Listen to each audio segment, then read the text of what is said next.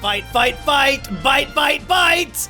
The Luffy and Arlong Show! Hey everybody, welcome to Volume 11 of the Mumkey and Eggy Read One Piece Subathon. That's right, stay subbed, because we're thawing all about with Volume 11, Chapters 91 through 99 of One Piece, the final some mod chapters of Arlong Park, and the opening 4 chapters of Loguetown / Roguetown / whatever Eggy wants to call it. Hey, what's up, folks? I'm Mumkey D. Jones, joined as always by my co-captain on the measly crew, Eggy Eggman Rodriguez. Oi, oi, oi! What is up, my fellow pirates? I'm telling you, this volume, oh my goodness, blew me out of the water, and I landed right on the bustling shore, the bustling streets of Roguetown. But listen, a lot of buildings I'm talking about. Arlong Park, aka Building 7, had to collapse first. So let's not get too far ahead of ourselves. But oh my goodness, Roguetown is beautiful. I gotta say that much. I think Arlong Park was hit with more things than Building 7 was. So I don't know if that's the ultimate comparison. Like, I saw Luffy's battle axe foot go through every floor of that building. I didn't see anything hit Building 7. Oh, wait a second. Would you happen to say maybe that battle axe is L1 plus X? Oh, if you know, you know. First time I got introduced to that move a little ahead of time. Yeah, when you saw Luffy use Gum Gum Spear, did you get PTSD flashbacks to me using that on you? Yeah, I mean, yeah. You know, now I can see why the cutscene in that game, which I think we're probably going to be referencing for a couple more volumes at this rate, you know, why the cutscene is getting knocked through a lot of walls and getting knocked up in the air and all that business, so. Oh, the cutscene on Luffy's ultimate attack. Is that what you're talking about? Yeah. You think that was from Arlong Park? I don't know, because I mean, it's really a vertical thing that goes on with Arlong Park. And Luffy, like, particular scene. He inflates himself into a balloon and then like twists his body up into a big twisty. So, I guess my most immediate remembering of it was when I was playing, and I did not get the diamond power up, so I was only doing like the first the third of the full combo, which is basically just like a punch.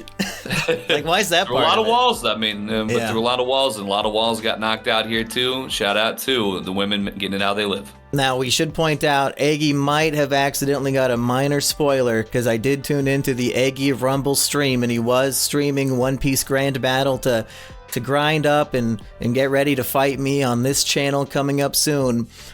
And while playing Luffy's story mode, you might have accidentally fought somebody that the game calls Chaser, but that the manga calls Captain Smoker.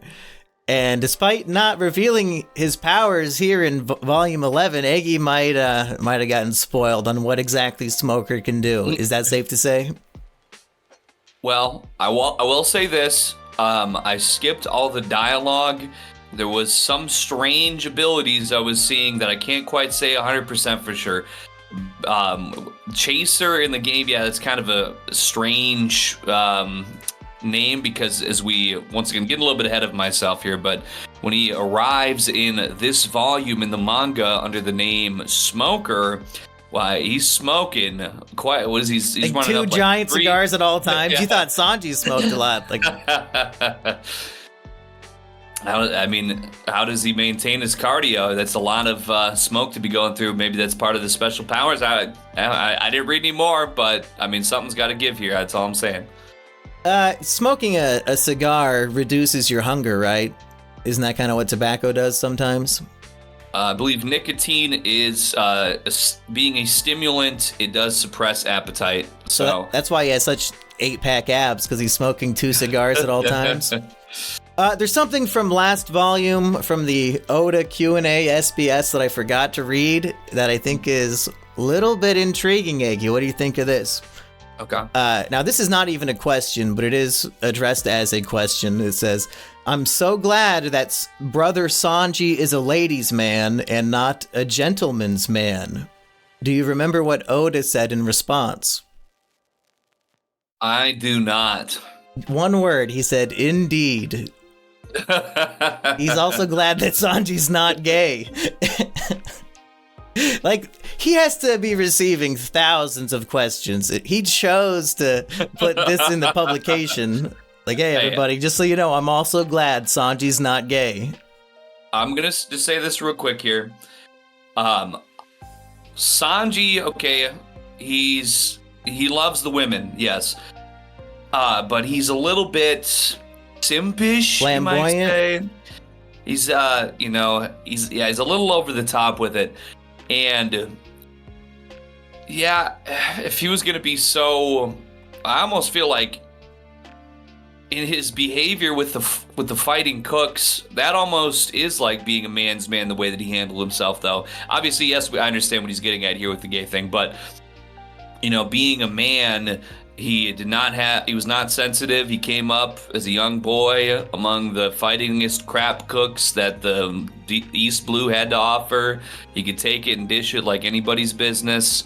So I feel like in that way, he was a gentlemanly man. And you could even say that he, was, his conduct towards the female guests might have been gentlemanly, but it was a little bit excessive in the hashtag simp department. But it was a different time, hundreds of years ago in an alternate dimension. So why do you say hundreds of years ago? What year do you think this takes place in? Well, ever since the translator's note for the Merry-Go said that the style of ship was reminiscent, I think it said 17th century, or was it 16th century? I do forget exactly which century, but it was something like that. I think it might have been a 16th century model in our world.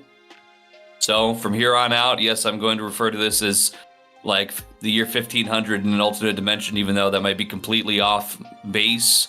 Wow. But I'm just working with what I've been given. That's where I'm going at it. I'm fairly sure that he does give a year for the One Piece world, and it is like around 1500, Aggie, like dead on. But just to base it off the Mary is kind of intriguing. The note was there. I mean, I certainly would have not recognized the ship model myself. I barely could describe the car I drive when I have to write it down on paperwork. I don't know, the car.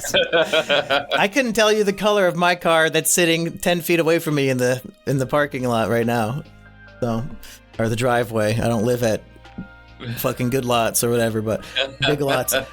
Before we move on to what is top of Aggie's mind, we should establish we're going to do a tier list episode, special episode. People want Monday episodes. You're going to get one this coming Monday. It's going to be the tier list of the first 100 chapters, characters.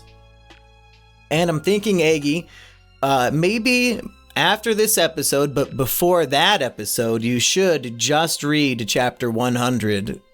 Just so that it's, legitimate, and then we'll do our tier list. And then we'll be back that following Friday for volume 12. How's that sound? Well, I think it's a good idea, and I'm not going to lie, based on where the end of Volume 11 is leading, I think that there's a very good chance that there's going to be an additional character or two in Chapter 100. Just saying, based on what I'm seeing. Well, elaborate on that. What do you mean by that? Well, I mean, once we reach Loguetown, it's a cavalcade of all sorts of fresh and returning faces. And is it just me? Is it just me, or are we seeing a lot of familiar female faces at Loguetown, Aggie? What is going on? I feel like there's this woman. I've seen her at the top of a lot of chapters. She was hanging out with homeboy Manlet Buggy. Who is she? Well, yeah, I think I recognize that she might be hustling about Loguetown, about some commotion that's going on. Maybe we should just start with the end of Arlong Park here, because the interim between the end of Arlong Park and the beginning of Loguetown is kind of, I think it's not too much to discuss. And of course, we have to add Arlong Park to our tier list and all that. But I while we're still barely on the subject of homegirl Alvida's return, in volume 1 of this podcast, did I mention to you that Alvida's like legitimately in people's top 5 waifus? And you're like, what the fuck? Like, you guys are some sickos. Well, who would have thought that the slip fruit makes all the fat slip off of your body to make you beautiful? I mean, I did not understand the correlation at all for so long, and then somebody's just like, yeah, it just made the fat slip off. Okay, sure. Well, I know she mentioned specifically what it does. Didn't she say that, like, nothing can harm her skin? I believe that's what was in the translation. It was something like that with what I read. I think it's the slip fruit, and she's just very slippery. That thing goes flying at her, and it just like slides off of her and crashes into a wall. So the alternative, you might call it the oil that thing down fruit. Yeah, made her a hawk tour expert. That's too bad. She got the full Diddy dose. She got all 2,000 bottles in a compacted Ozempic fruit. I mean, hey, you know what that they used to have? I forget the name of it now.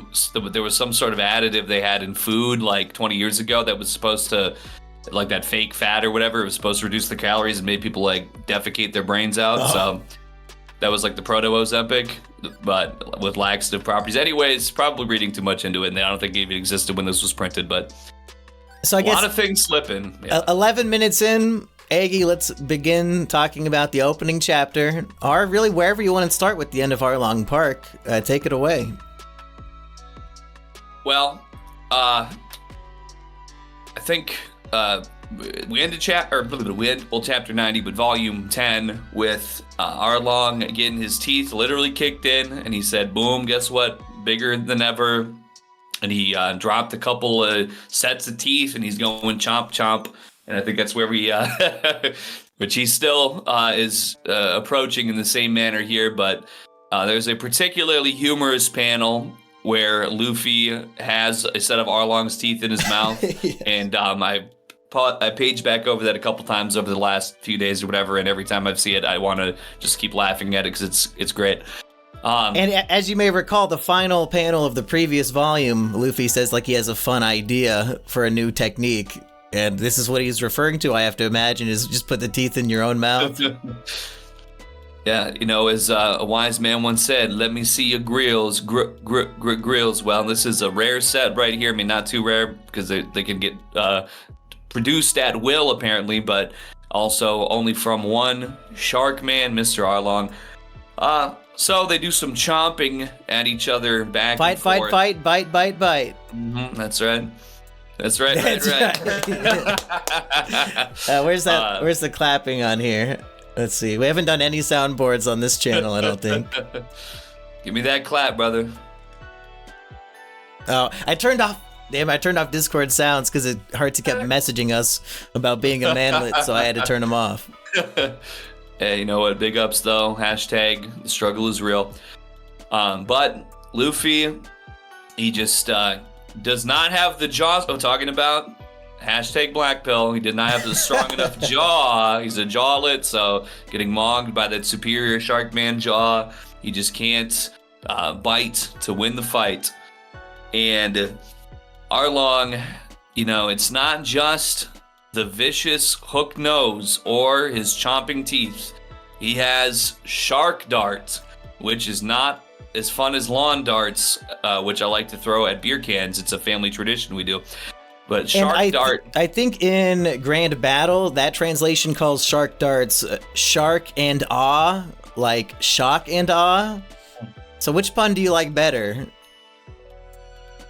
I like shark darts. Yeah. Because, I mean, he's a darting shark. I like, puns are fine, but sometimes I like to keep it real, okay? I mean, is shark darts not a pun on lawn darts also? Probably not. I mean, he's just darting. Yeah. So I think it's just matter of factly. Yeah. But dart he does quite impressively, I got to say, because you would think this is something that would be a purely aquatic attack. I think there is a precedent for sharks to kind of, hit that super speed in the water, but Arlong, he's got the skills to pay the bills, and he's able to do wave dashes in real life, and he's just able to launch himself with such power and intensity that it's basically like a Sharkman missile, and a lot of devastation behind that darting. But that's basically... Well, what do you think when Luffy says, "Hey, I know how to stop this gum shield," that he just holds his fingers in front of him? Did you think that would be effective?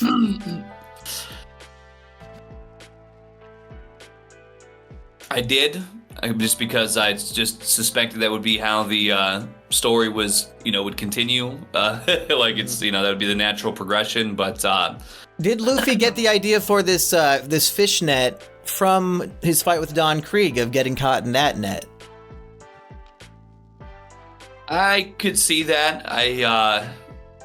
It would make sense because we haven't seen him employ this technique before. There could be it's a fish man, so I'm going to do this, but we also didn't see him. Well, I guess we didn't really see him do combat with the other fishmen because he was underwater. Maybe. Yeah, it's a possibility. I think in the future we'll see Luffy getting direct inspiration from other characters for his attacks, but this one is, it's 50-50. It's Schrodinger's inspirational attack. So let us know in the comments, did Luffy get inspired by homeboy Don Krieg? The fight eventually leads them. I mean, Arlong pulls out his shark saw, which I imagine we'll both see a lot of in Grand Battle coming up. But any really long weapon like that, of course, will be spammed endlessly.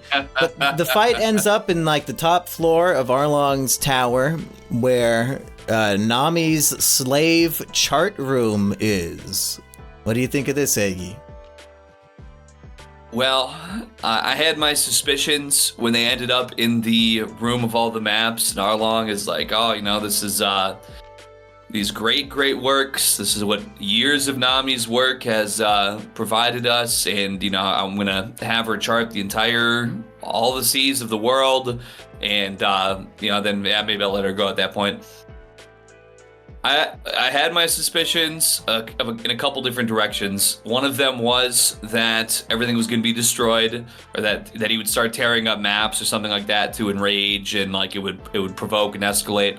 I also had my suspicions that this might happen, but also, and I guess I don't think anything was mentioned like this. Maybe there could still be somewhere in the future in the next volume, but that a certain some map that would be useful was taken. I know obviously Nami created these maps, so she should have all the recollections maybe of what she had drawn, because that's a lot to draw, but even in 8 years that was a lot of maps in that room. But something like that, like, we got to make sure we have this one because this is going to help us where we need to go, and then now let's get rid of these so that Arlong, he's not going to know where to go from now on. But it more is framed as, listen, this is essentially the ties that bound Nami to the Arlong crew that have betrayed her. And it's time for Luffy to break that chain, the one that's been holding her against her better wishes with the Arlong crew. And he just starts wrecking that map room, blowing that thing up. He starts kicking the desk out the window, and Nami sees it and kind of like tears up, like, oh my god, that's the fact that this was her room of basic torture, and like there's blood on the quills of the pens and all that. Like Luffy could just see his crewmate was tortured in here for 8 years against her will, drawing shit for these evil people. And it harkens back to the Baratier when he says, oh, they want this fish boat, I guess I'll just destroy the whole thing and then there's no prize. And he tries to use the same move, I believe, the battle axe, throwing his leg up in the air, but this time he actually gets to go through with it. And Arlong just so happens to be diving in the way at the same time. Like, Luffy's not even attacking Arlong here, he's trying to destroy the building. Arlong tries to interfere, and that was his doom.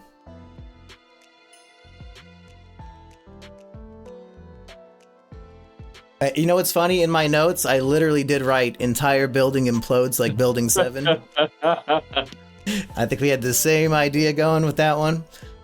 There is a point when Arlong has his shark saw and he's like holding it basically at Luffy's neck, and he's talking shit about Nami, like, oh, she's just a tool for me. She'll continue to draw sea charts for me in this room forever. And Luffy's so strong, he grabs this metal shark tooth blade and just brushes it in his fist. Yeah, basically, Arlong, it's been a running theme here that he is something of a shark master race supremacist. And the way that he basically describes this to Luffy is like, yeah, you know what? Yeah, she's all right for a human. She's good enough for this. But, listen, this is what I got out of her. She feared the Arlong crew. She respected she was with us all these years How could you make her do this? You couldn't make her do this. And Luffy is like, hey, she's more than that. Oh, you bastard. Just like, He like snaps his unbreakable nose 90 degrees at one point. So what does this have to say about the message of Arlong's racism? Is he ultimately proven wrong here when Luffy clobbers him? Well, yes, I would say he... If we think about it, through all the fights, we have a swordsman with 6 arms against the guy with 1 sword. You know, like, oh, the fishman has the advantage, but the human wins. Fighting underwater against Sanji, fishman has the advantage. Sanji turns it into a disadvantage. So I think maybe the message is, even if you are born with perhaps lesser traits or qualities than somebody else, if your willpower and determination and guts and heart are all in the right place, you know, Heartsy, you could probably get a girlfriend over Shaq. Anything's possible. At the end of the day, there's a saying that dedication defeats talent, I believe is the right term. So someone could have a great talent and do no commitment to it, no commitment to improving it. Luffy, you know, people said they're laughing at him every time he says, I'm going to be king of the pirates. Oh, you got no crew, you got no ship. You're a sucker. You're, you're going to defeat the fishmen. They got 10 times the strength. Arlong, he's massacred people. He's done everything that you've never done. But Luffy sees it in his mind's eye. There's no hesitation whatsoever. And it's not even a possibility that he could possibly fail. Even, you know, and this is a consistent theme, obviously. With people's treasures, what they treasure, and that there's no way that they're willing to accept defeat. And thankfully, up until this point, it's been all the protagonists that have this. I don't know if we might reach a point at some point where there might be some head-to-head between 2 likable characters or 2 protagonist-styled characters. But thankfully, right now, we're going up against the bad guys, and Arlong... He's crooked, just like what his nose turned out to be. And really, it was a little freaky all along. But he was a crooked man. He ran crooked business. And speaking of which, also, after the defeat of Arlong, we have Homeboy Marine, Mizumi, Marine. I believe. That disgusting freak who I absolutely loathe. He pulls up and he's ready to capitulate. He's like, oh, I guess you guys are stronger. All right, well... anyways, there's no Arlong, so time to take all the money. And that crooked man gets twisted as well. He gets the absolute life beaten out of him. And Nami says, we're taking this money, screw you. And he's very wounded in his ego, and especially physically. Some teeth are missing. Might just have been for comedic effect, or maybe it's real. But, and that's not all, folks. When we're talking about crooked... after the defeat of Arlong, oh my goodness, all the village people, they're celebrating their freedom from the Arlong slavery. Nami got all the money back, and oh my goodness, the village is about to have a whole new era of never before known peace and prosperity.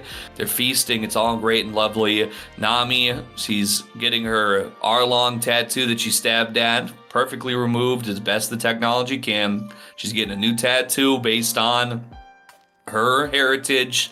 Tangerine mixed with a windmill. And it was originally just a swastika, but they did make out to change it. So it was a swastika with a tangerine hanging off of each of the hanging parts. Well, you know, Nami, speaking of Nazis, she breaks down a little bit of Nazi-ness. Oh, no, what? No, because she, at the last minute, she's running through the village. The merry-go is departing. They're taking off. They're onwards. Then Nami, go, go, go, Nami, go. Go with your crew. You are there. This is what it's meant to be. She takes a leap onto the ship, and moments later, everybody realizes that they have been pickpocketed. So, kind of like the soup Nazi from Seinfeld, she's more like the berry Nazi, because guess what? All your berries, about 6 million of them, just got taken into Nami's pockets. It is what it is. And now, to be fair, she is leaving the 100 million berries behind that she spent 8 years collecting, and I'm guessing their wallets at this point are pretty much empty. So it was more just as a fun gesture, more than malicious, I think. Well, that's good. Did you take that as like a negative thing? Because she did leave all the Arlong money behind for the village, right? Yeah, to be honest, I might have missed that. I thought she literally robbed everybody blind. I mean, she did, but I don't think there was much money in those wallets. Well, I'll tell you why. I thought that she actually did just like totally screw her entire. I mean, they got the freedom. What else do you want? That's a priceless thing. But not to get too ahead of myself, but they do go to Loguetown next. She there's a part where she's trying on all these fancy clothes and doesn't buy them. However, a little bit further on, I think maybe in that same chapter, and possibly the next chapter, I forget exactly, but she is seen with this like mountain of outfits that she is purchasing. So I took it to mean, and also Sanji's buying like some grand fish. Now we also have the whole Zoro and his cursed blade where he doesn't have any money, but yeah, I thought that she seemed like she was cashing out. I mean, she had all these fancy outfits. Yeah, I guess she probably used the villagers' wallet money to buy that stuff. Probably makes sense. But if they had 100 million, like that's a shit ton of money to have. Okay, so that's pretty true. They'd be living like kings.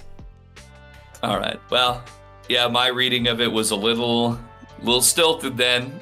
So I guess just also like another famous bearer of the windmill. She was given back to her people. It is what it is, but. Meanwhile, homeboys Johnny and Yosuku say, you know what? It's been fun. We're going to go back to bounty hunting, stay here in the East Blue. Sounds like you guys are going to some places that are a little too tough for us. We did come within a hair of beating Arlong, but maybe we should stay here. Do you think we will see Johnny and Yosuku again? And if so, how many chapters from now?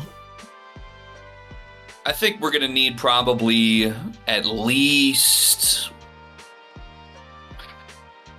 See, how the volume continues here, speaking of bounties, and we're really getting introduced to, I want to say this. I feel like the way that entering Loguetown at the end of the second half of this volume hit my senses, it was a very much a, like completing a tutorial kind of energy, like completing the starter quest kind of energy, because once we're entering the bounty era here, we're entering a returning characters era. I feel like this is where the bets are off, even though really now the bets are on, monetarily speaking. But anyway. Well, these Eggy, guys are bounty hunters. You know that in the Japanese language, translating to English, sometimes L's and R's get a little mixed up. Yes. So, I mean, Loguetown, I think it's a good name, but most people prefer Loguetown, as in like prologue, epilogue, that kind of log. It's Loguetown. Because they even say it's like the city of beginnings and ends or something like that. It's where Gold Roger died, and it's literally like the very first panel of the manga is here at those gallows or whatever the fuck. The stand. But we're not in this arc yet. We need to backtrack, unless you had a thought right there. Well, I just wanted to say, I really like Loguetown, but the fact and logic way you've just presented the Loguetown argument here to me, why that is a superior way to say it, that is too logical for me to deny. So, and when you say it's like a video game tutorial ending thing, it's like, well, you're fucking cracking it without even knowing it. Like, that's perfect. So back to Johnny and Yosuku. I mean, they're not Luffy strong, so I don't think that the Luffy bounty is going to entice them at this time. I imagine further bounties will come along for Luffy's crew. We might get a new crewmate or something who has maybe Maybe Johnny and Yosuke are not going to be familiar with this new crewmate. They might have still a substantial bounty applied to them, but not Luffy substantial. And they might find their way up on Luffy's perimeter at some point and want to maybe take the bounty of that newer crew member that's not as strong. I could see that happening, but I feel like if that were to happen, we're going to need a good 5-6 volumes probably still to get some distance, get this possible new crewmate, get a bounty on this new crewmate. Some other things I'm sure have to happen. And I would have to say it's got to, at the very minimum, be that far out. But I would say in my mind's eye, that would probably be the reason why they would return within any decent time frame here, unless, way out in the future something else happens. So Johnny and Yosuke for chapter 150, Raves, Eggy, Eggman, Rodriguez. We get another flashback here in the final chapter of Arlong Park. And Eggy, 3 volumes in a row, we've been shitting on Nojiko's tattoos. Oh, ew. Oh, women with tattoos? Disgusting. Don't express yourself. Be a plain Jane like everybody else. Mm-hmm. But back to the tangerine fields in your sundress, where's some tangerine sandwiches. It is what it is. #trad. But yeah, we find out here that the only reason Nojiko got a tattoo in the first place is because Nami was forced to get the Arlong Allegiance tattoo, and she was crying about it. And Nojiko's like, "Oh no, look, I got a tattoo too. Look, sister." So maybe me and Eggy were being assholes. Maybe there's a sentimental value behind a tattoo. Who could say? All I'm going to say is, I think, listen, even for the reason she got it, a little too young to get a tattoo, in my opinion. That's all I'm going to say. Usually, I understand she couldn't get the parental consent for certain reasons, but, but I will agree that I think it was the right thing for her to do. It showed solidarity when Nami needed it most. And you know what, Nojiko... And she got shot like 50 cents, so she's really gangster with it, for real, to be honest. So Nojiko, I salute. And also, we watched the one episode. It's the only episode of the anime that I've watched since, the first episode is the one we watched. 37, I think. Yeah, entering the Arlong Park. They call it the March to Arlong Park. Yeah, I think it's the betrayal there of... as I recall, with the Marine seizing Nami's loot. But watching that, I realized also that she seems to have would lavender be the right color to describe her hair, which was not immediately apparent in the manga because it's black and white. Oh, kind of bluish? Yeah, so all things considered, you know what? I got to give it up to homegirl Nojiko. Do you have any final thoughts on the Arlong Park arc before we put it on our tier list? I enjoyed it. I think that it really gave Nami the fleshing out that she needed. In comparison to the Barati, where we have a lot with Sanji coming into the crew and a lot of context and a lot of backstory for him there. I feel like Nami, she's been with us for a while now. She kind of disappeared, came back. I feel like her being in the story earlier, and now we're coming back around and fleshing it out, and getting a lot of her backstory, and then the Arlong fights, the Arlong Park in and of itself, Arlong, and his relationship with the military, that corruption being explored. I think it was something that we needed, and I appreciate everything that it brought to the story thus far, for sure. I think besides that, I don't know, it's going to be, as far as ranking it goes, Would you like to hear your other rankings real quick? Yeah. So your only A tier is the Barati, and then Orangetown, Syrup Village, and Romance Dawn are all B tier for you. I gotta say, I feel like I'm somewhere between a light A and a strong B on Arlong Park.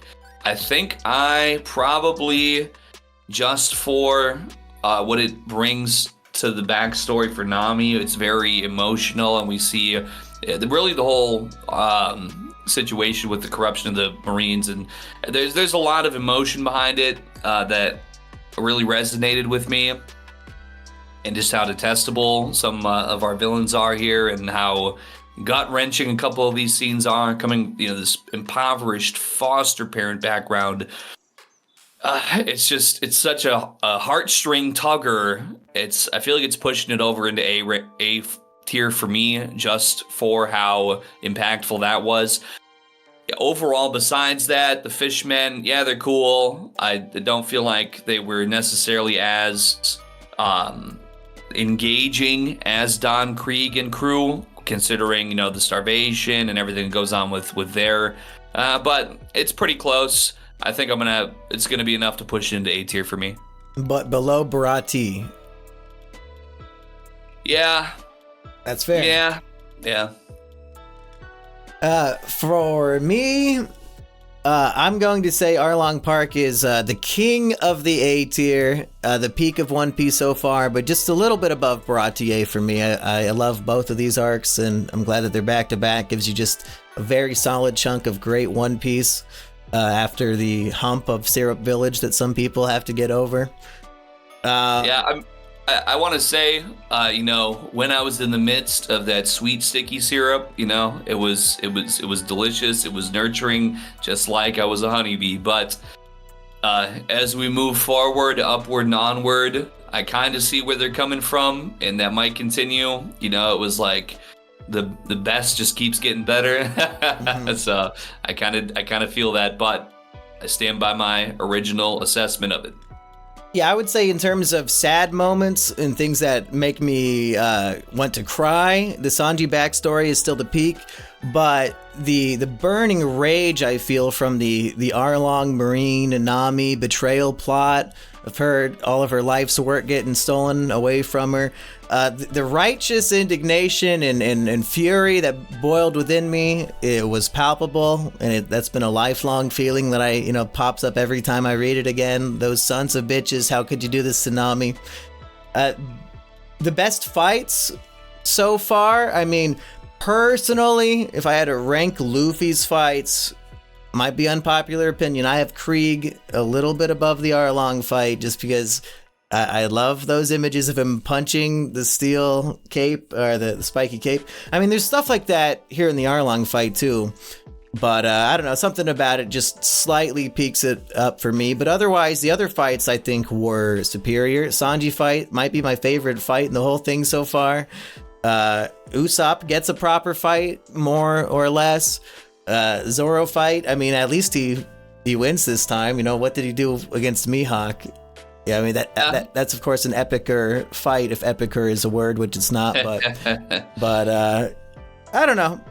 Arlong Park has a lot going for it that has improved upon all the previous arcs. A lot of people do put this in S tier, Aggie. And this is regarded as the arc that gets everybody addicted to One Piece. Oh, you just gotta, it doesn't get good till chapter 80, guys, but just keep going to Arlong Park. Whatever, One Piece was good from the beginning. And Arlong Park, for me, it does not break through the ceiling to get to S tier, because there are just some arcs that keep you on that emotional high for a dozen chapters in a row, if not more. So, this is the best of A tier, and it might stay that way. Any thoughts, Aggie? Well, I guess now that you kind of remind me of, the fact that all of our main characters here so far, all of our crew, they do get a little something to work with during this arc. I guess I didn't really give that a proper consideration. I'm going to keep it on A tier for sure. But maybe more of a medium A tier versus a light A tier, because that is true. They do get a lot that they didn't get in the Barati, and Barati kind of had its own thing going on with Sanji and the cooks and everything, and Don Krieg. So I'll give it stronger than what I initially thought of my first immediate reflection, but yes, A tier indeed. Would you like to rank Luffy's fight so far? And I think we'll just do Buggy, Kuro, Krieg, and Arlong.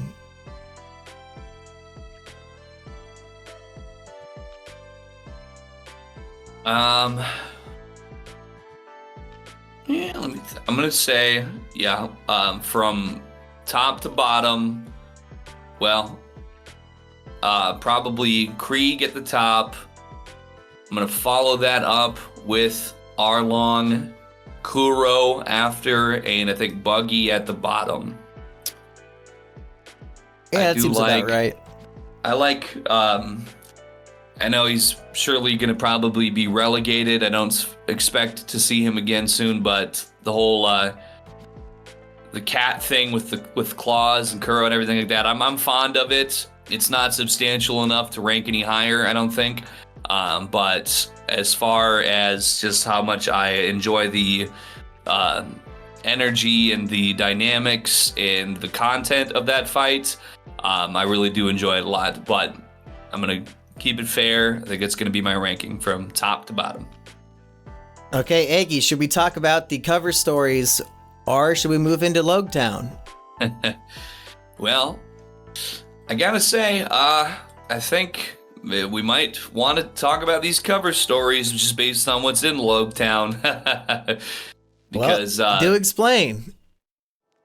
Well, basically, let me just recap the first bits here.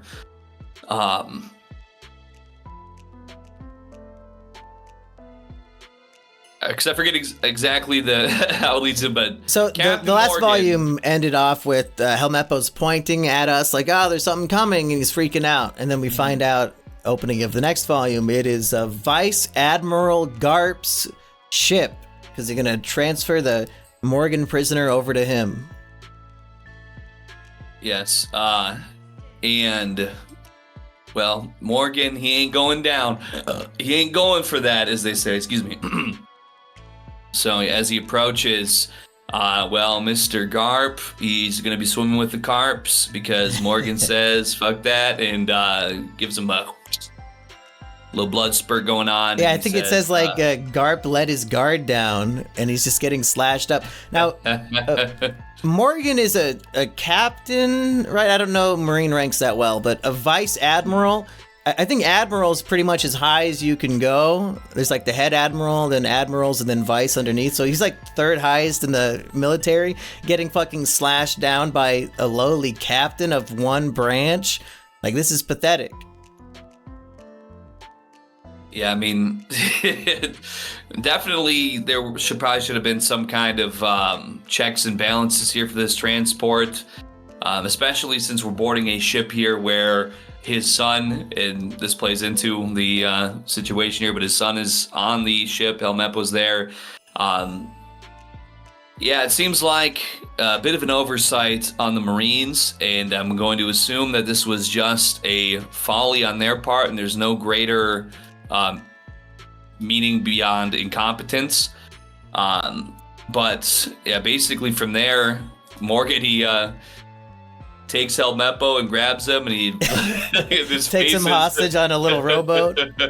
Yeah, how did he get that far? Like, there's so many Marines with guns on this ship. How did he ever get into the ocean with Helmeppo in a boat?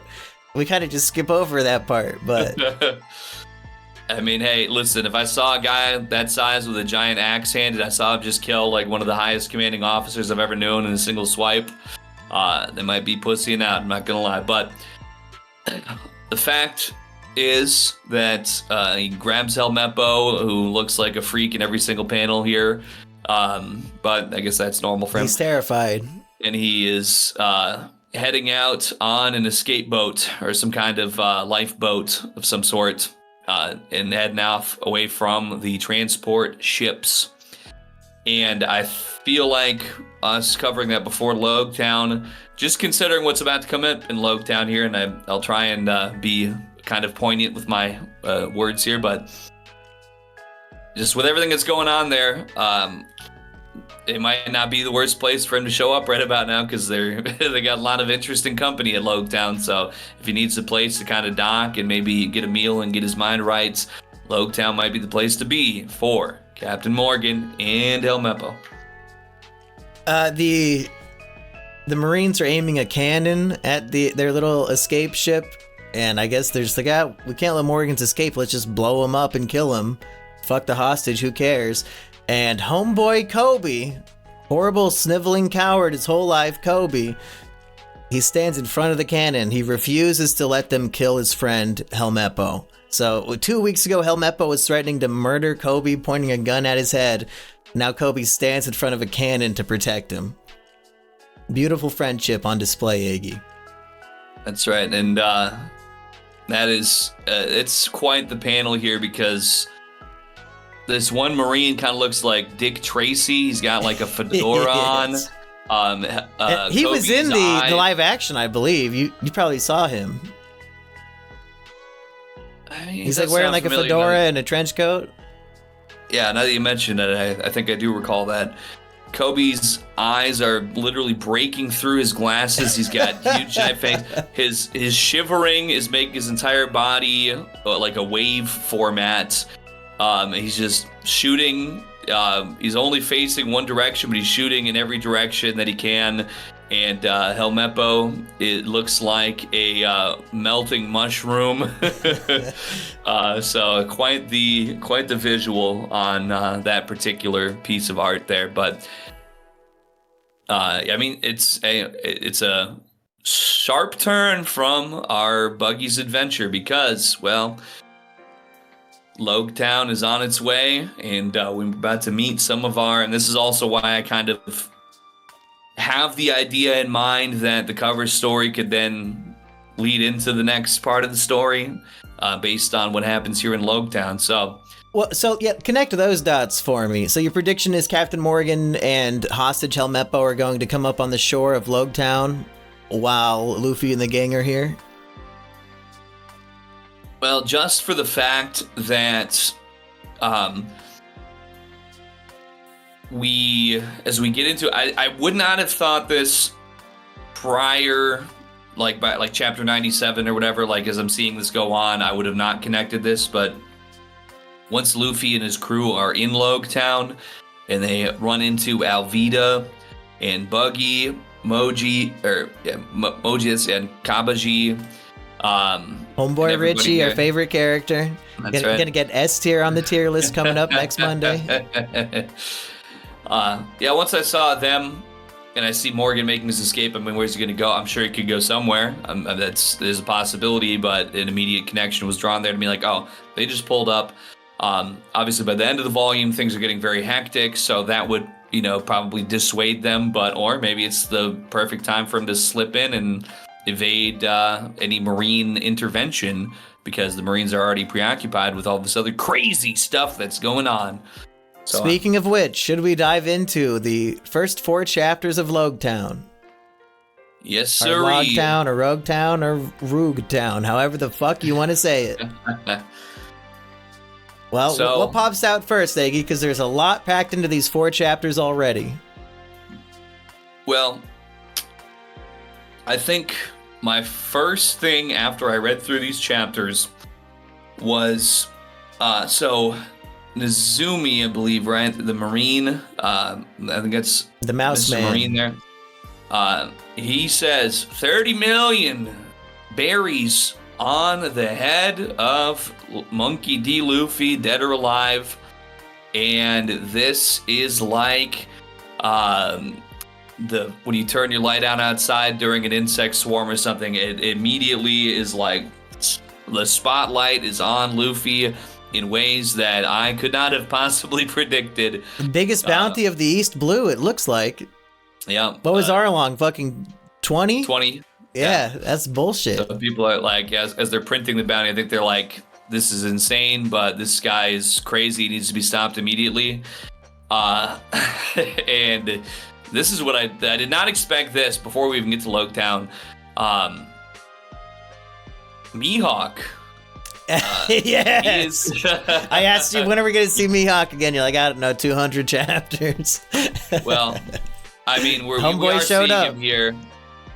And I guess with this popping up here, I could imagine he might make an actual appearance to the crew sooner than I had thought. But him observing this incredible bounty, well, he just needs to tell somebody about it who he thinks, hey, I think I heard about this guy before. 30 million? Who have I talked to about this guy before? I think it's this guy over here, and as soon as I seen the silhouette with the arm missing, I'm like, oh shit. Oh shit. Yeah, are Mihawk and Shanks friends, enemies, frenemies? What's the relationship here, Aggie? Well, my first thought, because we know Mihawk, we know he is not to be toyed with. He's one of the Grand Seven, as I recall, right? He's one of the seven.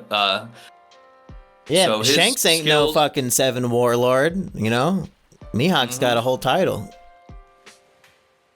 Well, as far as I know, Shanks doesn't have any kind of title like that, but seeing him in this environment where Mihawk is just casually like, oh, hey, did you talk about this guy before, like at 30 million? And Shanks is like, oh, hey, Luffy.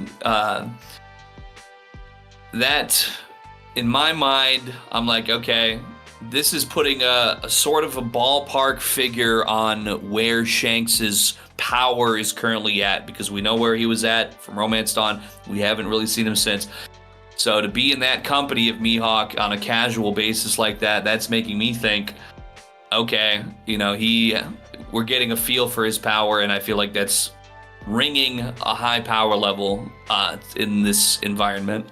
And Mihawk seems to imply that Shanks perhaps was once on his level, but after losing his arm, can't really compete with him as a swordsman. He says, I don't challenge one-armed has-beens. So he's straight up calling Shanks a has-been.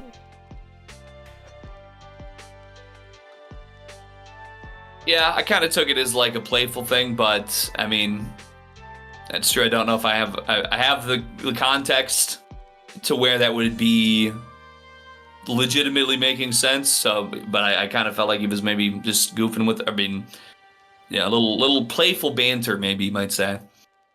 And also, it's funny that back in speaking of Romance Dawn, we have the Luffy's hometown, which I don't remember or off the top of my head, but the news is there as well that, oh my goodness, little Luffy, well, he is now the most wanted man in the East Blue.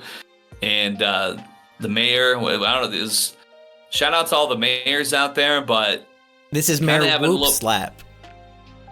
Whoop Slap? Yes. His name is Whoop Slap. Huh.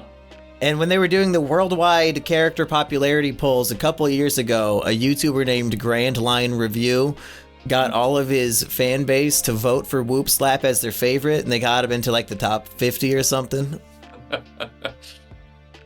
And Whoop Slap says, is this his dream or is it Luffy's destiny?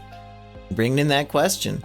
And I thought we decided destiny is something that you choose to pursue, so what would be the difference between a dream and a destiny, Iggy? I would say a dream, you can really have any dream. I think that a destiny is something that is a little more sensible, something that you have maybe a suiting for. How should I put this? Because I guess you want to chase your dreams, though, too.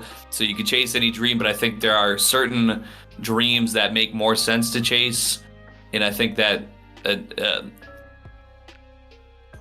destiny is dream plus fate, maybe. I know we said destinies and fates are two different things, but I think you have to have a little bit of you have to have a little bit of a inclination, maybe some sort of instinct for a certain something. You're dreaming about it, and it's like your internal compass is pointed at one dream. You got a head full of dreams. Something just resonates more than the others. I think that is what you are destined to pursue. And could a destiny be something put upon you by somebody else, maybe? Like fate is just what happens in nature. Maybe a destiny could be setting somebody else on a path. Because I don't know, if Luffy's following his dream, is that not also his destiny? Like, I get what you were saying, but it's still confusing to me. and it's not like there's a proper answer still to this day. Like, Whoop Slap does not show up that often, but it gives me the impression that he knows something about Luffy that perhaps we don't. Because, like, why is he, waxing philosophy about Luffy here? Like, we barely even know this character.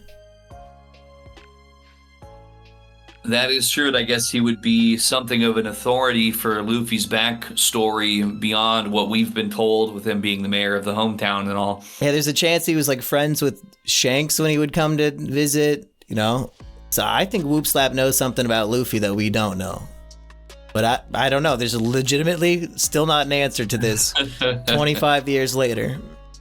Yeah, I'm going to stick with my thoughts that there's dreams where you could have any kind of dream, but destiny is like, what are you equipped with? What do you have that's inherent to yourself? What is your skill set that you are, like people with long fingers, they might have a dream to, slap people or something, but they're better at playing the piano. Or, people with a big forehead, maybe they, are really loving to have... really good at reviewing One Piece. You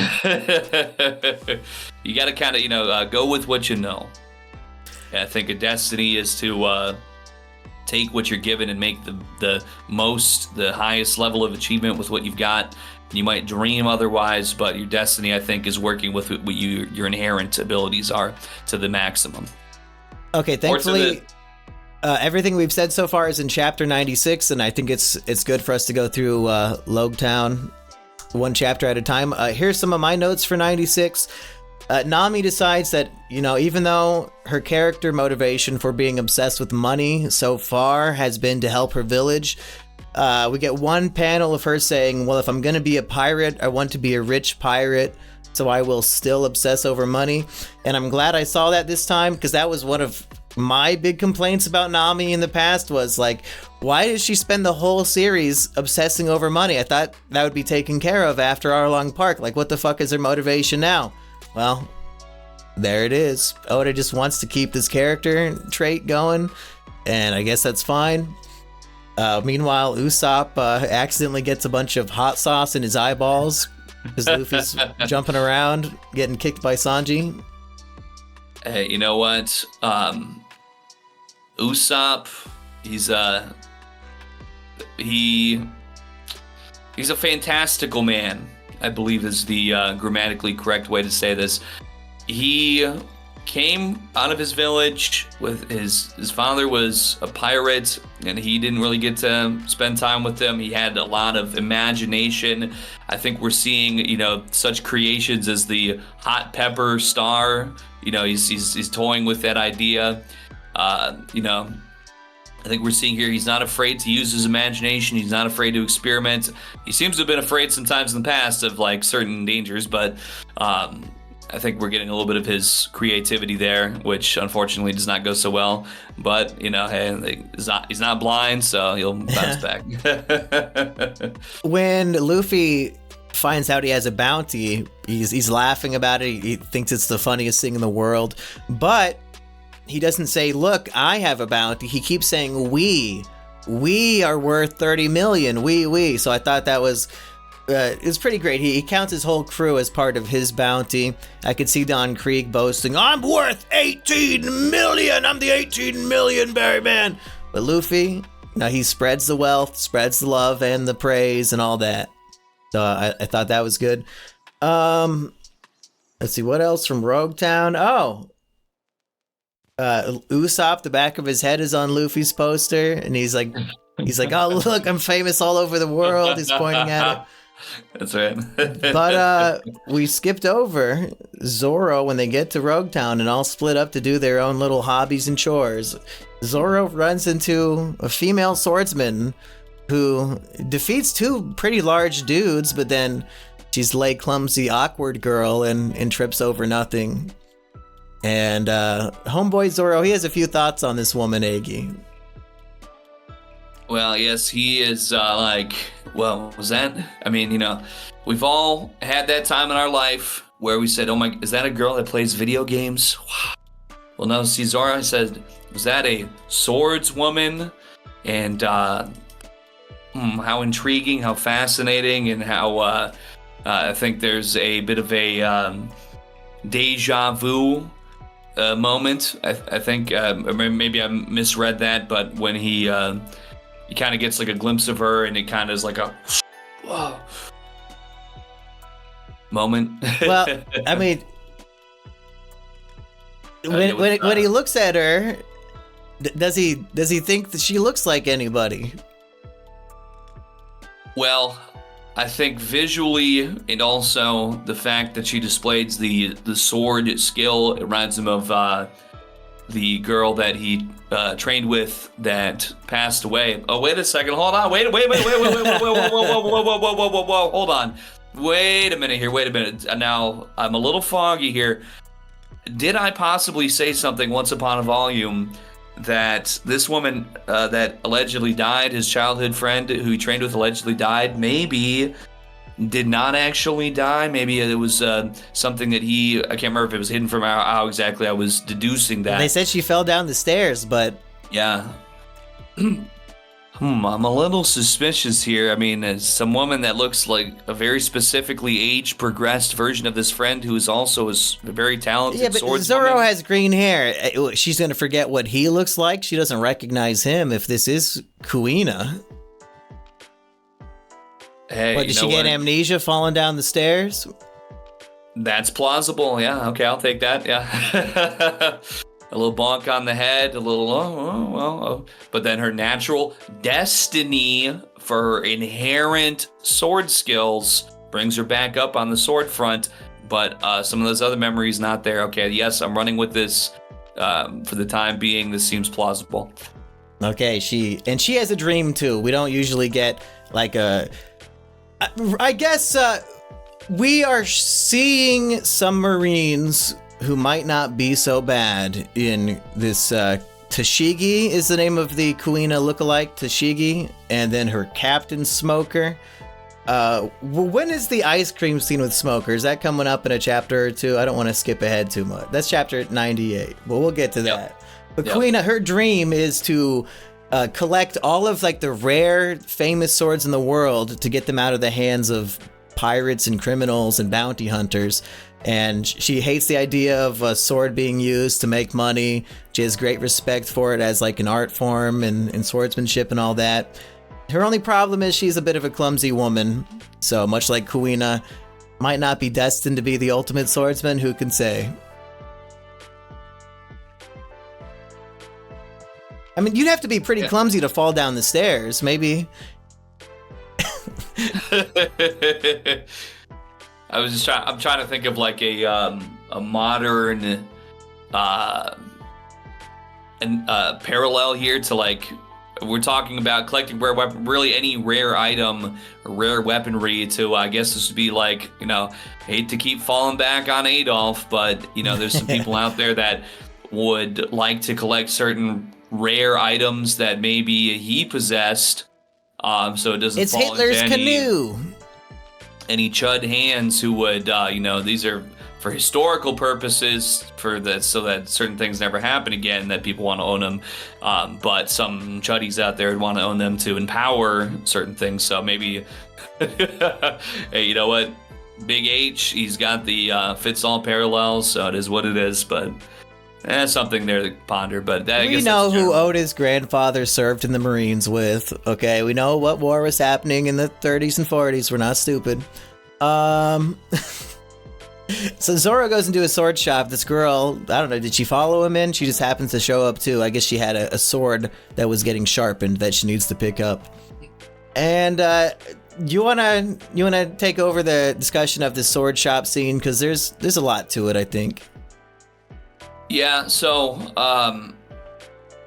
this whole scene here, it also kind of gave me that sort of the game is really starting now energy. I mean, because that's what when you're playing your video game, when you're playing an RPG, you start off, you got your stick or whatever, you got a wooden sword, you got your training sword you had, then all of a sudden something happens, you're going from one village to the next, you get to your first equipment shop where they got something real to work with. So this was, I guess, where my logic that Nami had all the money was faltering a little bit. I don't suppose she would have needed to give Zoro the money, but he comes in and he does not have much to work with, but he's got a single blade. He's not getting down like that. He needs the triple blade for his 3-sword style. So he talks to the shopkeep and says, hey, just whatever. I got this much to work with. And the shop owner's like, what, this tiny little bit of money? Well, here's a barrel full of garbage. You know what? Go find something. And he recognizes the one sword that Zoro does have, and he wants to, like, I don't want to say Jew him out of it. I don't want to say jip him out of it. He wants to con Zoro out of his sword that Zoro doesn't seem to realize. Like, it has sentimental value to him because it was from Kuina, but maybe it has a real world extreme rare value as well. And damn it, what's the girl's name? The new Kuina, what's her name? I just forgot. Tashigi? Tashigi recognizes it as the Wado Ichimonji, the straight road of peace. So take that for what you will. That's a sword with 2 Japanese words for its name. Most of my Japanese swords I've been familiar with throughout media, they usually just have, like, it's just one word. So, like, you get a first and last name. Yeah, Wado Ichimonji. But yeah, so she helps him dig through the barrel of trash and finds, like, also a super rare sword in there, but I guess he threw it in the trash bin because it's cursed and you should probably not touch it. What was the deal on that? I believe every single wielder of, and I did, just so I don't get this one wrong either, because I did not remember the name of his Road of Peace or whatever, Belt of Peace, shout out to China. And the new sword is called Kitetsu the Third. Yes. Yeah. But yes, every single person who wields it, basically it is cursed and they are brutally killed. So the guy's like, hey, it's your funeral, but Zoro says, well, let's see what the blade decides. Hey, you know what? That is the best way to determine your weapon. Is it going to choose you? Like the heart of the cards, here goes the heart of the blade. So Zoro flips it up in the air and he puts his arm out, ready to get that arm chopped off. Shout out to Zoro Shanks. Here he comes. No, just kidding. The blade does not harm him. So the shopkeeper was like, hey, damn, you're the real deal, I guess. If that blade's choosing you, then I have something special. He's been such a cheapskate and he's always trying to, he's trying to con Zoro, and he just seems like not so trustworthy, but he has a change of heart. We see a different side of him. He says, Zoro, you're the real deal. I have some incredible sword here that I also don't immediately remember the name of, but he's basically, this is the special supply right here from behind the counter. A real swordsman like you deserves it. It's not even about money, but it's really about destiny. I don't think he says that, but you get the idea. Yeah, so Zoro walks out with 2 additional rare, awesome swords for free. And the shopkeeper's wife is pissed off, and he says, hey, what's wrong with a man entrusting another man with his dreams? And meanwhile, his bitchy wife, she's like, oh, go do the chores, go clean the toilet, blah, blah, blah. So, while he's stuck in wagey cagey mode, at least another man can pursue a swordsman's dreams with these cursed blades. Another beautiful moment of male bonding, really. And it is a beautiful thing, and such a, like I said, did not expect that from the shopkeeper based on his the first impressions, but I'm glad that he came around. He said, you know what, shout out to the boomers. They always talk about their nagging wives. This guy he was putting his foot in the sand, his line in the sand hundreds of years ago in an alternate dimension to stand up for real gamer supremacy. All right, but anyway. Yeah, meanwhile, homeboy Luffy finds a place where Gold Roger was executed, and he climbs up on top of the, what is it, a scaffolding? I believe that's what they call it. I think so. Yeah, and he's like, oh, get down from there, kid. And that's when perhaps a familiar pirate crew might show up to address Luffy. How hyped were you, Aggie? Because we've been waiting. We've been predicting, even last episode, when will Luffy and Buggy see each other again? Before the Grand Line, on the Grand Line? And I think you said before the Grand Line, Aggie. Little did you know, very next volume, you'd be proven right. You know what? when this starts to unfold, because I would have not suspected Alvida to be before it's revealed, but I think she says something to Luffy along the lines of, "Oh, you don't recognize me? I told you I'd find you, or I told you we were gonna meet again, or whatever." And he's like, "Oh, I don't know Yeah, what were you about." thinking at that point? Like, oh, it is his mom. Mumkey was right. I think the hat. I think she wore the same Cowgirl hat. Yeah, I think that's. I think she had that on in her original form, Probably. as I recall. I believe she did. So the hat to me was. I don't know if maybe she had it on those cover stories too. I guess I don't remember 100%, or it didn't draw my attention if she did, but here it did with her saying, "Oh, we've met before," and the hat.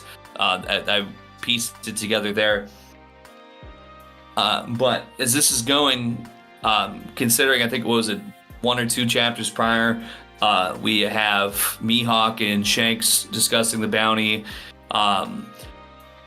My thoughts right here were like, damn, money makes the world go round. You dig what I'm saying? Like everybody's all of a sudden just popping out. Like Luffy's just like, "Oh, look at this cool, this Gold Roger scaffolding," and it's like sound.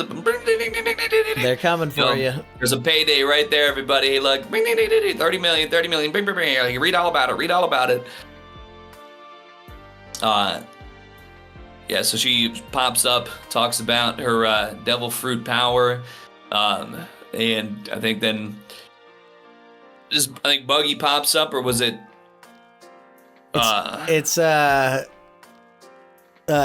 Kabaji, I don't know, they all kind of pop out. Yeah, basically everybody, it was like, just like the swarm hits, and I'm like, damn, okay, they're back a lot sooner than I thought. They're all here. They're all. I don't. And Buggy gives like a big speech, kind of recapping his cover stories. Again, there was adventures and friendship and action and blah blah blah. It's like, yeah, I guess he's right. He did make friends with Gaimon and all that. So, gives Luffy a little recap. And you would think, these other pirate captains who Luffy defeats, it seems to crush their dreams, and perhaps they're not pursuing their goals as before. But Buggy, he seems to be influenced primarily by the need to get revenge on Luffy. And he says pretty much as much like, I was missing my whole body and I went on that whole adventure and got all my parts back. And the whole time I was just thinking I need to kill Monkey D. Luffy. So Luffy really inspired this man to get back up on his feet after Luffy cut him down. Yeah, I don't see fucking Kuro on a mission to get revenge on Luffy. Like, is Buggy the Chad of Chads out here? Where's everybody else? Well, we'll give Alvida her due as well. She kind of is the one who basically, I think in her original form, her non-Devil Fruit form, I don't know if Buggy might not have had the same motivation. If she pulled up looking like a human football, you might have been like, I'm gonna hang out on this island some more and like chase pig dogs around. He would have refused her help if she was big and fat. Didn't she have freckles before? I think her freckles literally slipped off of her face as well, and now she has no freckles. I guess that would make sense, I suppose. What a strange fruit. Might have an argument for other things like hair. Yeah, why didn't her skin slip off of her bones? Like, what the fuck is going on? But yeah, it's whatever. So before we continue that scene, we get to meet Captain Smoker. Mm-hmm. And I guess we didn't even know Tashigi was in the Marines at this point, to be fair, so I shouldn't have brought that up earlier. But at this point in the story, every Marine we've ever met is a complete dickhead, arrogant, just tyrant. Captain Morgan, full body guy, Mouse Man. Mm-hmm. We feel like the pirates are going to be the good guys in this story because all the Marines are corrupt, so why wouldn't Luffy and the gang be the heroes? But our introduction to Captain Smoker, who looks like the supreme badass evil dude smoking his cigars, got all sorts of decked out weapons and shit on him. Is it like a bunch of gun cartridges, but it's cigars that he has? Am I remembering that right? So he has like an endless supply of cigars on him. That might be something. But he's out and about. Little girl bumps into him, spills ice cream all over his pant leg, Aggie. Now, I know how the mousy guy would respond. I know how Captain Morgan would respond. Were you worried that Captain Smoker was gonna smoke this child? Well, it didn't really come to mind to me, I'll say that. I don't know why it wouldn't have, because you make a very good point that everybody's been, ruthless, but I like how his demeanor does not really seem to change. Like, he's just right up in her face, smoking the cigars, and he looks like furious. Like, his from the nose, like, to the forehead, like, that angry expression is, like, the same that Luffy had when he was at his most enraged. Mm-hmm. And this is just, like, his calm, like, natural, neutral expression. At all times. Mm-hmm. And he says, sorry, my pants ate up all your ice cream, and he gives her enough money to buy 5 scoops instead of 2.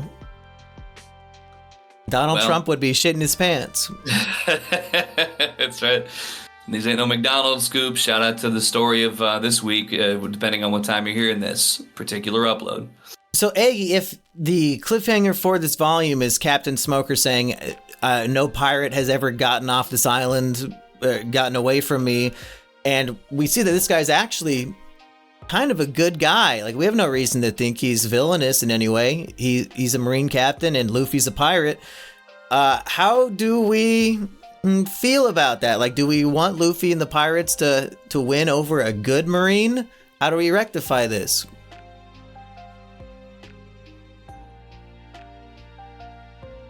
And that's a good question. I guess, to be honest, I just... even though I didn't immediately suspect anything negative between Smoker's interaction between him and the girl whose ice cream that spilled, I still overall suspect negative things from Marines. So I don't think, I guess I don't think anything in this volume would indicate that, because basically everybody, all these people who are going crazy in the town square by the Gold Roger execution scaffolding are all pirates who are notably wanted criminals. Yeah, like, pirates are scumbags and horrible. Like the Marines are the good guys overall. It's just we keep seeing the scumbag corrupted ones. So, well, I don't want to unfairly judge Smoker, but I guess if I had to make a guess, I would say if Alvida and Buggy are making an alliance together, maybe they could. We know the Marines, they like taking cuts of the pirates' money. The big seven. That's how they get down. They pay off the government to do what they like to do. I think maybe Alvida and Buggy, they might say, "Hey, we got this much going on, but we could use a little more. Maybe we'll cut you in for let's make it the big 9." That's right. I don't know if they'd elevate to that status, but just to work with Smoker, I could see them trying to hash out a deal to take down Luffy. There might be some sort of combat, maybe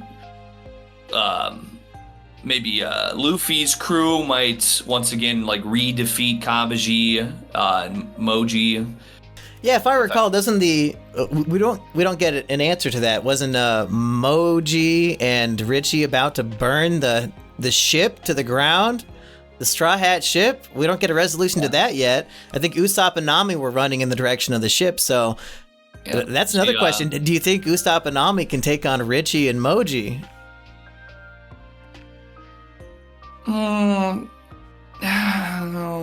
That's a tough one. It's a big lion. I feel, I shouldn't say I feel, I know for a fact that Nami is going to be more capable in that combat.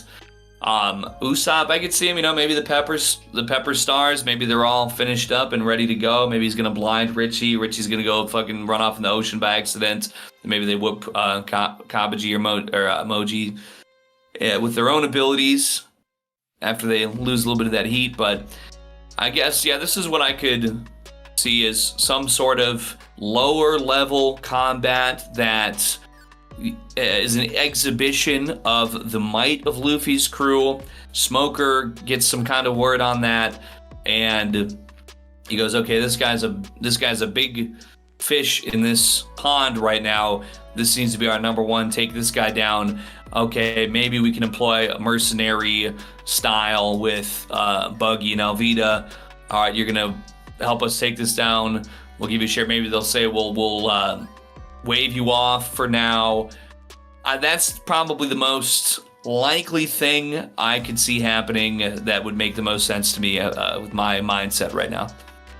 Okay, well, let's backtrack to the inciting incident at the scaffold, where Luffy is the last one in the whole crowd to realize he's about to be executed.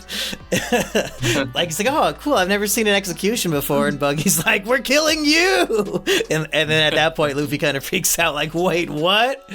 What do you think of the attempted execution of Monkey D. Luffy in the chapter 99 titled Luffy Dies?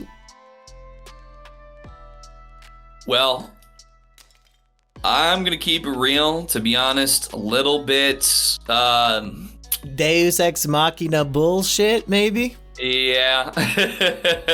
Well, yeah. Let's talk about it, because there's a lot, actually more than you might think to talk about here, Aggie. But what are we talking about to begin with? What's the bullshit? Well, the whole, now, obviously, the preceding chapter, Nami's saying, I can tell the storm's on the way. That's and true. Here we go. There's a barometric pressure drop or something. I don't know what that shit means, but maybe that means a big lightning's on the way. Barometric pressure, isn't that what, when Wings of Redemption had his surgery, there was something about that barometric pressure? And so he can't go up in the flight or something? Yeah. You thought his stitches would pop on the plane? Was that it? I'm a little rusty on my Wings lore. I need to catch back up on it. I need to do a little recap, but something I just remember it was mentioned at some point. Yeah, so it's being foreshadowed chapters in advance that there's a storm brewing, and then, if you're on the highest point in the town on top of a scaffolding and you hold up a sword, that's a lightning rod.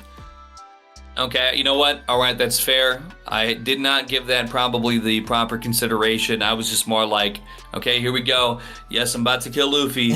I'm about to kill Luffy. Hey guys, I'm about to kill Luffy. Anyways, here we go. He's about to die. Lightning. Psst. Oh, what? He's not gonna die. Whoa, it's crazy. And I was like, as they're running away, Aggie, there's a tailwind pushing them towards their ship, and Smoker says, it's as though some kind of force is willing this man's survival. Could it be less coincidental than we think? Is the force of nature itself trying to keep Luffy alive? What's your take on this, Aggie?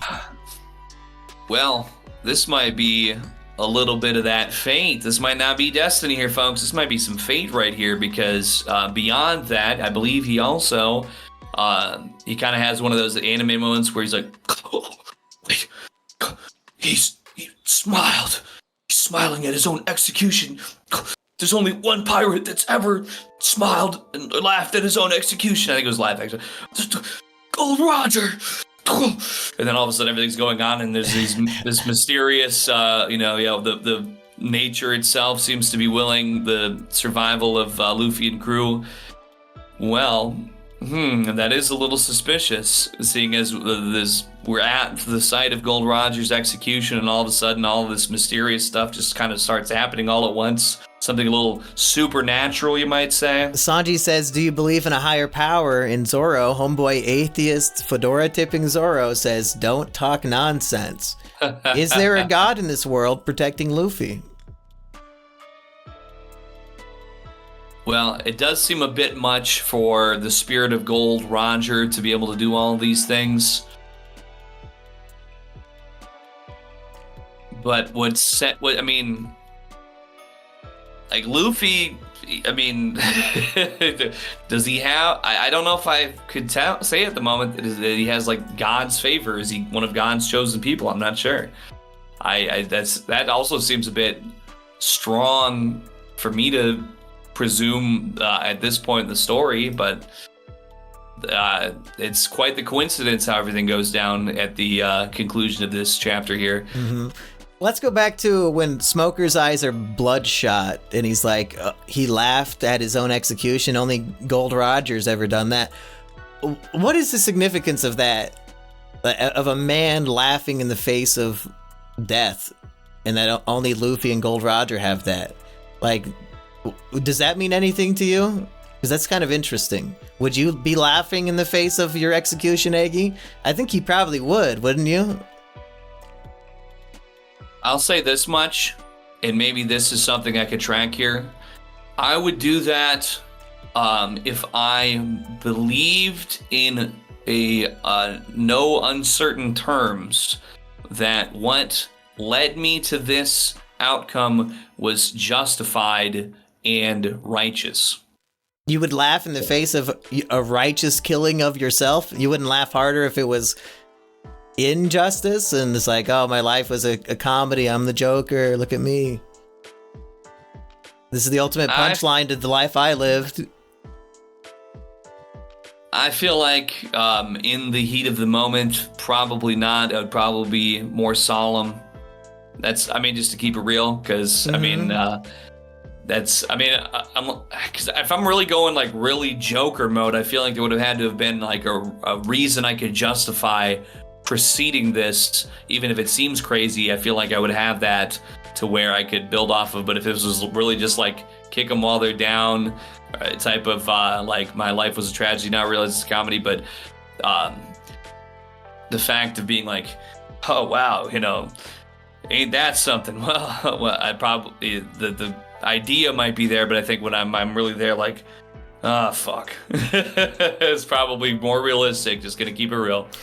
If we remember the opening scene of the One Piece live action, when we see Gold Roger and he gives his little speech, and I think we do see him laughing as he's about to be killed or whatever. My interpretation in the live action scene is that he gives his speech, oh, they're killing me as the Pirate King. Well, guess what? My treasure's out there. Go get it. And he sees that he's inspiring all these new pirates. So it's like, oh, you cut off one head of this Hydra. 100 new pirates are going to pop out. So I kind of felt like he was laughing at that. Like, joke's on you guys. You killed me and I made piracy even worse. So what was Luffy laughing about? He says like, hey, Zoro, Sanji, Usopp, Nami, sorry, I'm dead. Like that's his final words. The fuck is so funny?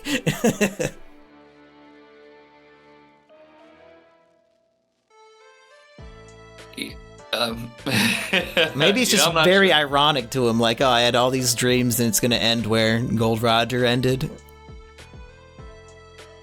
Because I guess it doesn't, without all the supernatural coincidences going on here, it is completely idiotic. I guess just I'm all about being aloof, no pun intended, but you gotta happy go Luffy. But I mean, honestly, you're getting like swarmed by your known enemies and more to come because you have a 30 million berry bounty on your head, and there's no indication that anybody's coming to save you at all whatsoever, and your captain's just like, oh yeah, I'm being killed. Hey guys, look, I'm about to die. And then sorry. If you did get killed, it would have been like, wow, why do we have, this dude was stupid. We did forget to mention, Buggy asks him, are there any last words? And Luffy defiantly screams, I'm going to be king of the pirates in front of everybody in the square. That's pretty cool. And then it's like God said, yes, you are. And he saved them with lightning. And maybe that strikes a similar chord as Gold Roger speaking to the One Piece, because this is something that's going to provoke and it's going to incite the people who are hearing it, like, what? And he like, well, it's not quite the same, but I feel like there's a similar energy there. So maybe that lends some credence to somehow Gold Roger's spirit is manipulating the weather and to somehow, I mean, I guess really he would just need to be manipulating the air, because I mean the lightning struck, but that's, I think, the formation of a thundercloud, I think there's something to do with the air there. They're getting the tailwind that's enhancing their escape from the square. Is it somebody with a wind power, Aggie? Well, if you can control the air, you can cause lightning, you're saying? It sounds like both of these coincidences are air-based. Do clouds make lightning? What, maybe it's a cloud power? Oh, so yeah, like there's charges between clouds. Okay, and it's discharging its energy from the cloud to the ground, I think. So yeah, it sounds like that's what it is, some sort of energy built up in the cloud there. Well, I hate to sound like I know more than I should, but I did play this game called Grand Battle a little while ago. Okay. And if I'm not mistaken, I think there's a guy named Smoker who had something with clouds going on. You think but that wouldn't make... Smoker saved Luffy and was shocked by it and asked how did that happen? Well, it wouldn't make any sense as it stands at all. But if I'm thinking about somebody who I've observed cloud-like control, cloudish abilities from a bit of a spoilerish source, that's all I've really got to work with. I would like to rationalize it, I really would. But if it makes you feel better, I'm pretty sure we see his powers in chapter 100. So okay, that's good. You're on the brink of not being spoiled on anything. Eggy, we've got an hour and a half. Maybe we should start wrapping this one up. Second longest episode, unless we start reading more comments, it might hit 2 hours. We're 4 chapters into Loguetown so far. How many do you think are left in this arc before we move on? I would give it maybe up to like... Let me refresh my memory here. I'm going to give it like up to maybe another 11 chapters because I feel like we're going to have... I'm thinking it's like a volume and a half basically is what we're going to come into further, so maybe like a full 2 volumes altogether with half of 11 being there, a little bit less than half, but I'm thinking that's about where it's going to be because I think in volume 12 we're going to have a lot going on in Loguetown, and I think it seems to be a place with a lot going on.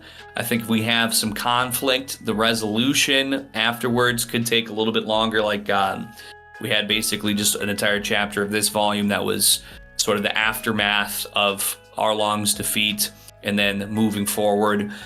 I could see that being worth a couple of chapters possibly moving forward to conclude, because I feel like Loguetown just has a lot to offer to where it could extend it a bit. So that's going to be my estimation here going into 12 is that like 13.5 is where we're going to maybe start moving forward to the next situation. Okay. Any other predictions for the future as we wrap up Volume 11? Well, I'll just summarize. For my best guess here, I think that Smoker is going to link up some kind of mercenary style situation with Buggy and Elvita. Because I believe there was a quote that he says, like, there's no way that he'll do anything to keep Luffy from escaping. Let me see if I've got it here specifically. I will not let him leave this island. I stake my reputation as captain of this battalion, end quote. So that sort of dedication makes him believe he's going to be willing to team up or at least contract these other pirates, or maybe, well, he's got his own Marines too, but maybe he's going to need it to be able to take down Luffy. Maybe Morgan's about to pull up. I wouldn't guess that. He's still a little bit too far out at sea, I think, at the moment. But that cover story could have taken place weeks ago. It's not like it's told in chronological order with the rest of the story. That could have been happening at the same time as Buggy's adventure. You know what? Actually, well, this would be not what I would guess, but I will entertain that Captain Morgan pulls up. He said, hey, one time, maybe the Marines, he was a former Marine, maybe they'll clear some of his Marine misconduct for Captain Morgan and Smoker to team up against all the pirates. I think that could, it's possible. That wouldn't be my first assumption, although it might make more sense, but that's probably my best guess right now. I could be, that's probably where I'm going to stake myself at, because they could escape right now. They could just go like, oh, it's a storm and we're getting away, let's go get away. And then, maybe they get chased on the waters by the Marines. That's also something that, yes, a realm of possibility, but my first instinct was Buggy and Elvita make a deal with Smoker. Let's get the biggest threat out of here. and some sort of grand combat ensues. I think it's going to be sort of like Arlong Park, where we're going to have, segments of combat. I don't think it's going to be an all-out, like, everything dropped on Luffy at once, although that would probably be the intelligent thing for them to do. So yeah, I'm going to think probably moving forward, a sequential combat, Alvida and Buggy, or I should say Moji, Kabaji, Buggy, Alvida, and then Smoker. Although there's a lot to work with there, so maybe I could see that going through the end of 13 volume-wise, but I'm going to stick with my gut feeling. They're working together. It's going to be about a volume and a half more, and yeah. I think that's all I can really say for now. Do you think Loguetown will end up being a highly rated arc so far? Because I mean, these 4 chapters have so much packed in, like each and every one. I compare that to like the latter half of Syrup Village, where some chapters I'd have like 1 note for the entire chapter because like basically nothing happened. Yeah, I think that Loguetown has all the ingredients. I mean, I think it has the ingredients to be S rank. I think we're seeing so much possibility here. The return of Buggy is so incredible. Like, as a kid, I'm so used to villain of the week. Okay, we did this Pokemon gym battle. We move on. We never see any of those characters again. So just as a child, the concept of the guy from 40 episodes ago, he's back. Like, and anybody in this world that we've seen before can just show up at any time. And in the anime, I don't think they did. Maybe they covered Buggy's cover story in like 1 or 2 episodes, but usually the cover stories do not get adapted in the anime. Like, this is the only time they did it. But so I guess I didn't know that Buggy could come back at that time. You mean to say that this is up till this point is the only adaptation? You're not spoiling me on any further. I mean, it's not really a spoiler to say the anime sucks and that they don't adapt all the material. They would rather... All right, okay. Like, they make literal filler arcs instead of adapting the cover stories, which is retarded. It's straight up retarded. So that's a fair point that I had not considered, but it's very correct. Very true, very true. All right, folks. We're breaking... we're about to hit the longest episode, Aggie. We better end quick. So we will be back this coming Monday with... Hey, we did it. 100 chapters of One Piece. They said it could not be done. We made it. We've got 1,030 to go to catch up to 1130 that came out yesterday. So stay tuned. Tier list coming up. Become a member of the Measly Crew. We hit the 3,000 watch time hours literally this morning. So the time has come. Hopefully they accepted our application. Aggie's going to come over tonight to watch Survivor. So stay tuned for that, folks. Anything you want to plug, Aggie? Well, rumble.com/c/Aggie White. We had last Friday's stream was a little tumultuous. Somebody donated like $300 for me to drink an entire handle of liquor. I did not finish it. It got a little crazy. It was like a 10-hour long stream. Went live last night. I did a dank chicken stock combo. Take it how you will. I still have the empty box right here. Oh, good. I made roasted turkey with chicken stock, and I forgot to put the stock away back in the fridge. So I was like, well, I better use the other half of it for something right now. And the guy who donated $300 or whatever the other night, he actually donated again to say, yo, my bad. Probably shouldn't have asked you to drink all that liquor, so don't worry about it. It's all good. So no scammed donos. We have, some interesting arcs that form over, like an 8-hour stream. It's like really, these things are their own movies almost, and it's not my intention going into it. I just roll with whatever happens, and that's kind of how it goes. So you never know what might be going on. Better go follow that page. Bye, folks. Peace.